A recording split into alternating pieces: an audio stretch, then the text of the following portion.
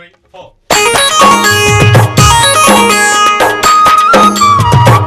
इतिहास में पहली बार नारी शक्ति प्रत्याशी खड़े हवे सेवा करे के अवसर जरूर देहु संगवारी हो पे मन के बीच के रहिया मजगार छिड़ा के रहिया हमार भारती दीदी ला फुटबॉल छाप पे मुहर लगा के विजयी बना हो संगवारी हो। खड़े हवे हमर भारती दीदी है मिल के जिताना है। खड़े हवे हमर भारती दीदी है मिल के जिताना है। चिन्ह हवे फुटबॉल के संगी वही में बटन दबाना है। चिन्ह हवे फुटबॉल के संगी वही में बटन दबाना है। खड़े हवे हमर भारती दीदी है मिल के जिताना है।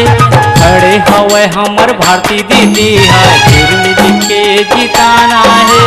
चिन्ह हवे फुटबॉल के संगी वही में बटन दबाना है। चिन्ह हवे फुटबॉल के संगी वही में बटन दबाना है। सबको देखा बारी बारी अब की बार महिला प्रत्याशी चलेगी नारी की उड़ेगी धूल न रहेगा हार न रहेगी फूल। संगवारी हो हमार भारती दीदी ला झंझुड़ा हो जेकर चिन्ह है फुटबॉल छाप वही माँ बटन दबाओ। फुटबॉल छाप माँ खड़े हवे भारती दीदी ला जीता होगा। दुनिया भर के बात में संगी तू मन धन्य होगा। फुटबॉल छाप माँ खड़े हवे भारती दीदी ला जीता होगा। दुनिया भर के बात में संगी तू मन धन्य होगा। न झुकना है संगी न बिकना है भारती दीदी ला जिताना है। न झुकना है संगी न बिकना है भारती दीदी ला जिताना है। चिन्ह हवे फुटबॉल के संगी वही में बटन दबाना है। चिन्ह हवे फुटबॉल के संगी वही में बटन दबाना है।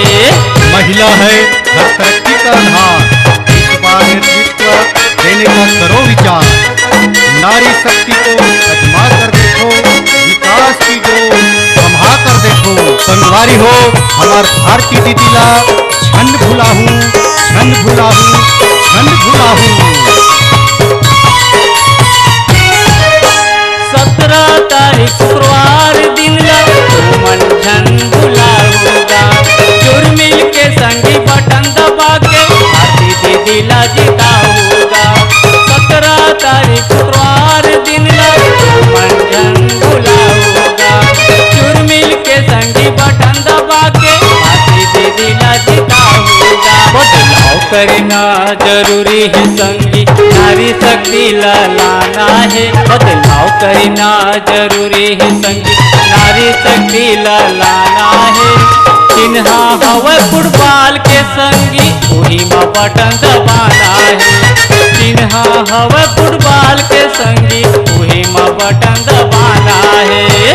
नारी के हाथ जब रहेगी नेतृत्व की डोर तो अपना क्षेत्र भी बढ़ेगा प्रगति की ओर। चलेगी नारी उड़ेगी धूल न रहेगा हाथ न रहेगी फूल। संगवारी हो हमार भारती दीदी ला छन भुला हूँ छन भुला हूँ छन भुला हूँ। छोटे बड़े जम्मो झन के काम कराही पूरा गा।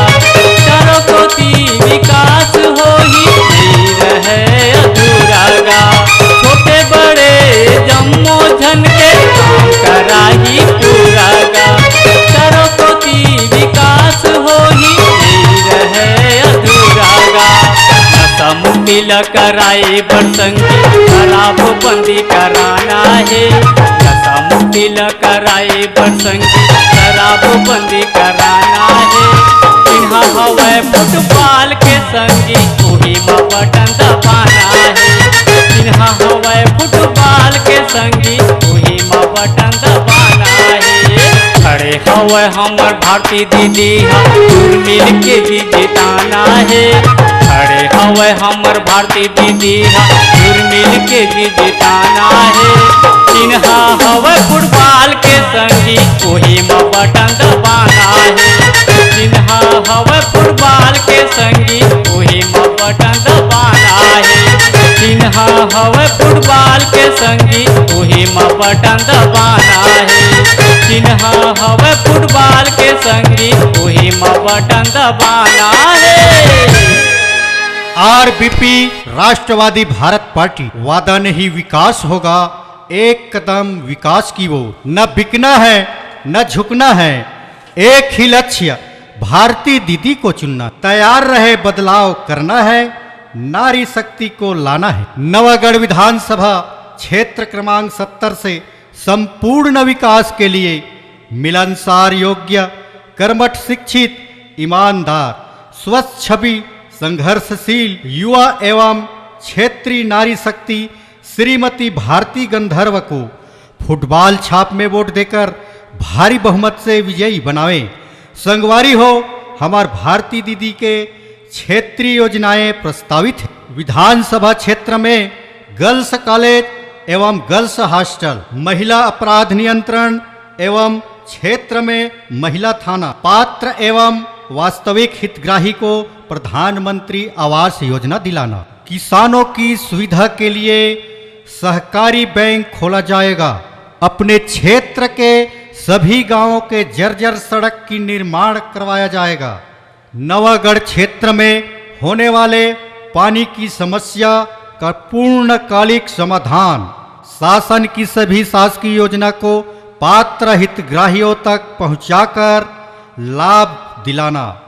गांव-गांव और चौक-चौक में बिकने वाले शराब पर पूर्ण प्रतिबंध। क्षेत्र में किसी भी सार्वजनिक समस्याओं का तुरंत निराकरण किया जाएगा। सभी समाजों के लिए अलग अलग सामाजिक भवनों एवं सामाजिक मंदिरों का निर्माण। अपने क्षेत्र के सभी गांवों के जर्जर सड़कों की तत्काल मरम्मत एवं बिजली पानी की व्यवस्था।